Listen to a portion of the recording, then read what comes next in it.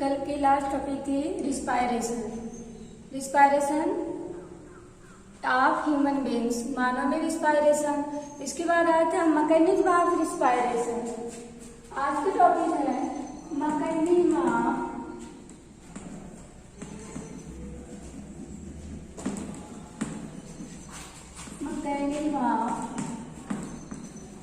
Respiration.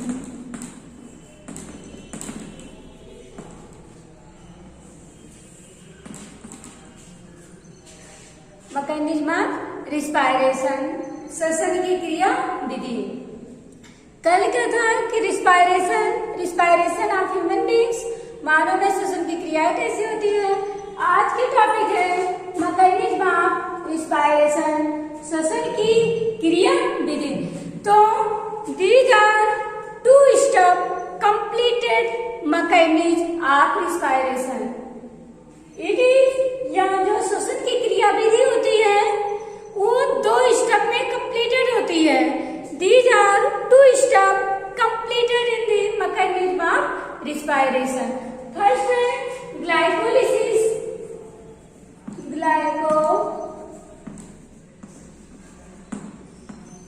Glycolysis and second है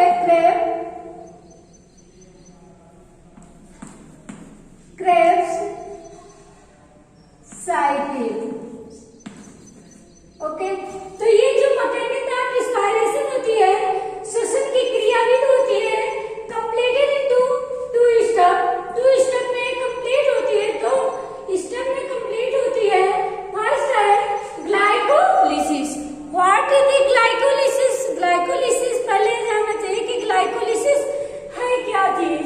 breakup of glucose and formation of क्या? Glucose. जब क्या होता है, ग्लूकोज का ब्रेकअप होता है, जब ग्लूकोज टूटता है, ठीक, तो क्या बना लेता है? Pyruvic acid. Breakup of glucose and formation of pyruvic acid is called as glycolysis. It means क्या होता है? ग्लूकोज का टूटना, ग्लूकोज का breakup of glucose, that process is called as glycolysis. इसे क्या कहते हैं? ग्लाइकोलिसिस कहते हैं। जो ग्लाइकोलिसिस की प्रोसेस होती है, ये कहाँ पर होती है? साइटोप्लाज्म में होती है, कोशिका द्रव में होती है, ठीक। इट मींस जो ग्लूकोज होता है, ग्लूकोज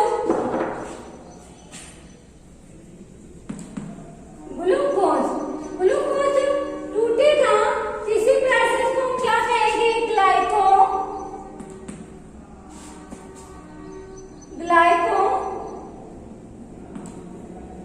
ग्लाइकोलिसिस। जब ग्लाइकोलिसिस होगी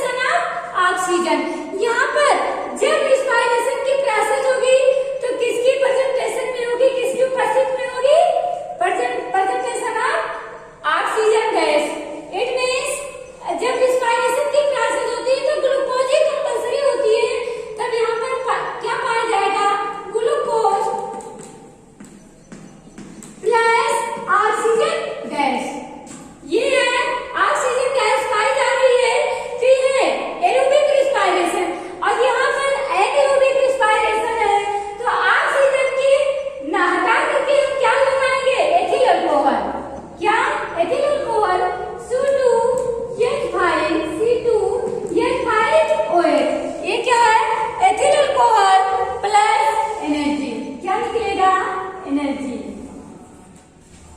और एनर्जी क्या निकलती है? 38 ATP। तो ये है ग्लूकोज। ग्लूकोज क्या होती है? जब ग्लाइकोलिसिस की प्रोसेस होती है तो साइटोप्लाज्म में होती है। ग्लूकोज ब्रेकअप हुआ, टूटा, ATP 2 मॉलिक्यूल एनर्जी निकली, फिर बना ग्लूकोज से टूट करके किसमें कन्वर्ट हो गया? पायरुविक एसिड में कन्वर्ट होता है। ग्लूकोज जब ब्रेकअप होता है, टूटता है, तो पायरुविक एसिड बनाता है। एनर्जी प्रोड्यूस होती निकलती है 2 ATP मॉलिक्यूल, और ऐसी प्रोसेस को हम ग्लाइकोलिसिस कहते हैं। जब पायरुविक एसिड का फॉर्मेशन हो जाता है, निर्माण हो जाता है, तो आगे चलकर पायरुविक एसिड को 2 पार्ट में तोड़ते हैं। एक एरोबिक रिस्पायरेशन होता है, अर्थात presentation of oxygen and absence of oxygen. तो जो प्रेजेंटेशन ऑफ ऑक्सीजन होता है उसमें पर क्या होता है? ग्लूकोज और ऑक्सीजन।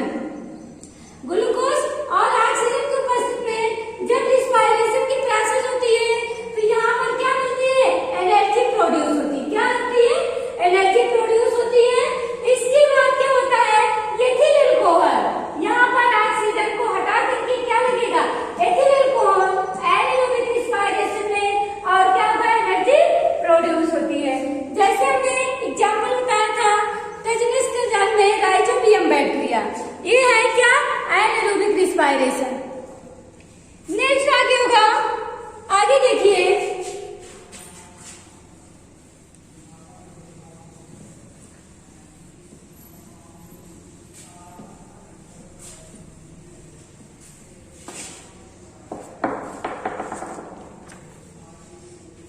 अब इसका मैकेनिज्म देख लीजिए। Mechanism of by the diagram के थ्रू, वैसे भी देख लीजिए, हमने शुरू से बताया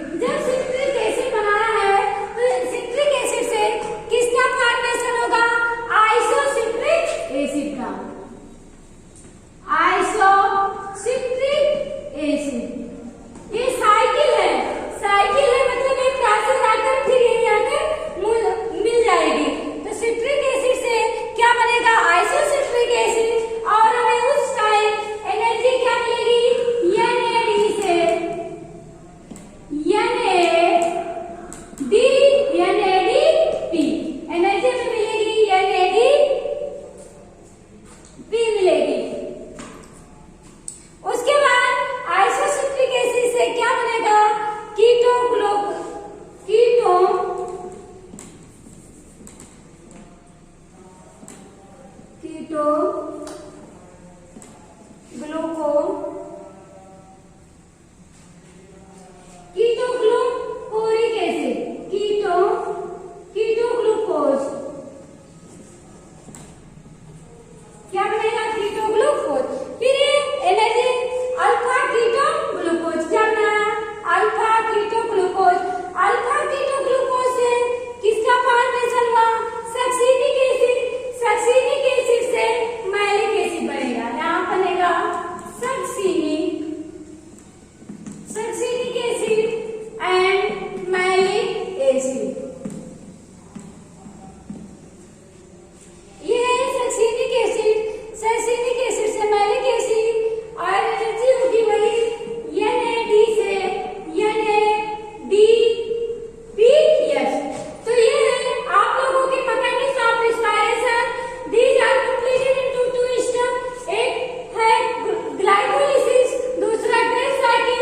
ग्लाइकोलिसिस की जो प्रोसेस होती है वो प्रेजेंटेशन ऑफ ग्लूकोज जब ब्रेकअप होता है तो फ्रक्टोज और 6 डाइफॉस्फेट बनाता है। फ्रक्टोज 1,6 डाइफॉस्फेट से फिर NADP मॉलिक्यूल्स NAD से मॉलिक्यूल का क्या प्रोड्यूस होती है NADPH और एनर्जी में मिलती है ADP से ATP। फिर ये जो फ्रक्टोज और 6 डाइफॉस्फेट से आगे क्या बनता है फॉस्फोग्लिसरिक एल्डिहाइड के 2 मॉलिक्यूल्स। अभी ग्लाइकोलिसिस की प्रोसेस कंप्लीट हो जाती है। यहीं से क्या स्टार्ट होती है क्रेब्स साइकिल की क्रिया में क्या होती है माइटोकॉन्ड्रिया में होती है। क्रेब्स साइकिल की वो साइटोप्लाज्म में होती है माइटोकॉन्ड्रिया में होती है। माइटोकॉन्ड्रिया के सेल मेम्ब्रेन में होती है। यहाँ पर एंजाइम क्या उपस्थित होता है एसिटिल कोएंजाइम ए की उपस्थित में क्या बनाता है सिट्रिक एसिड बनाने के बाद एनर्जी क्या प्रोड्यूस होती है NAD से NADP। फिर सिट्रिक एसिड से आइसोसिट्रिक एसिड का फॉर्मेशन होगा। आइसोसिट्रिक एसिड से अल्फा कीटो ग्लूकोरिक एसिड से क्या बनाएगा सक्सीनिक एसिड से मैलिक एसिड। ऐसे ये साइकिल क्या होती है कंटिन्यू चलती रहती है। ये मैकेनिज्म ऑफ रिस्पायरेशन।